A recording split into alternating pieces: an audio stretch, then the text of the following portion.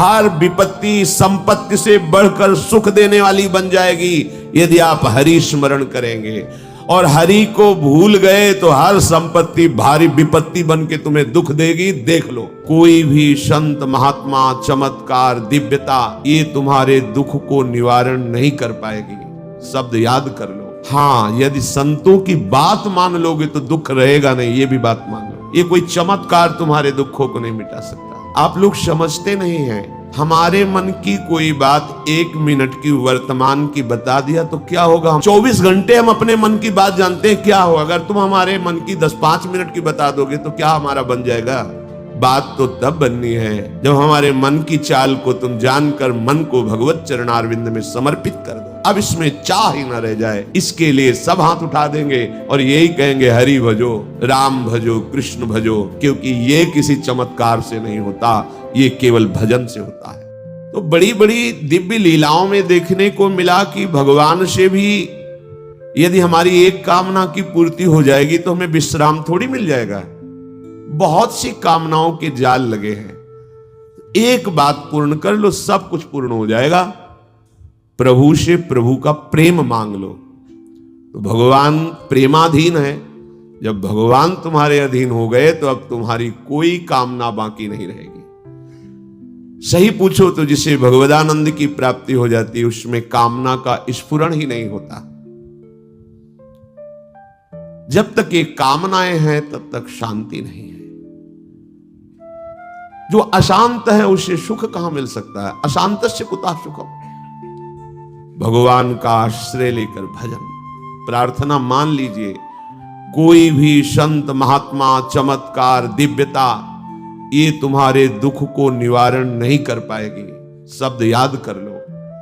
हाँ, यदि संतों की बात मान लोगे तो दुख रहेगा नहीं, ये भी बात मान लो। ये कोई चमत्कार तुम्हारे दुखों को नहीं मिटा सकता। आप लोग समझते नहीं हैं, हमारे मन की कोई बात 1 मिनट की वर्तमान की बता दिया तो क्या होगा। 24 घंटे हम अपने मन की बात जानते हैं क्या होगा। अगर तुम हमारे मन की 10-5 मिनट की बता दोगे तो क्या हमारा बन जाएगा। बात तो तब बननी है जब हमारे मन की चाल को तुम जानकर मन को भगवत चरणारविंद में समर्पित कर दो। अब इसमें चाह ही न रह जाए, इसके लिए सब हाथ उठा देंगे और यही कहेंगे हरि भजो, राम भजो, कृष्ण भजो, क्योंकि ये किसी चमत्कार से नहीं होता, ये केवल भजन से होता है। और जब तुम्हारा मन आनंद समुद्र प्रभु में लगेगा तो किसी कामना की चाह ही नहीं रह जाएगी। केवट करुणा में भगवान श्री राम के जब चरणों को प्रक्षालन कर रहा है, जे ही चरणों का स्पर्श हुआ, अति आनंद उमगी अनुरागा। अति आनंद अनुराग का ऐसा उमगन प्रभु दे रहे हैं तो प्रभु से कह रहा अब कछुनाथ न चाहिए, आपसे भी नहीं चाहिए, मिल गया। अनंत जन्मों से जिस आनंद की खोज कर रहा था जगत में, समय नष्ट हुआ। हे जगदीश, आपके चरणों का स्पर्श हुआ, आज वो प्राप्त हो गया, अब कछुनाथ न चाहिए मुझे। एक ही बात तुम्हारे हृदय में बैठ जाए कि हमारे दुखों के छूटने का एकमात्र उपाय भगवान का स्मरण। भगवान व्यास देव जी कह रहे हरि स्मृति सर्व विपद विमोक्षणम। कोई भी विपत्ति ऐसी नहीं है जो भगवान का स्मरण करने वाला जीत ना पाए विपत्ति को।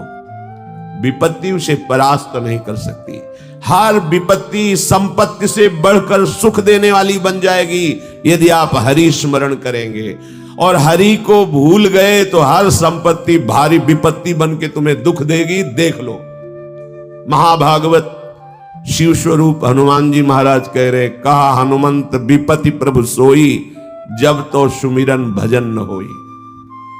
ये ज्ञानी नाम अग्रगण्यम है, बुद्धिमताम वरिष्ठम है, इनकी बात मान लो। ये गुरु स्वरूप हैं, भक्ति के दास भाव के आचार्य हैं।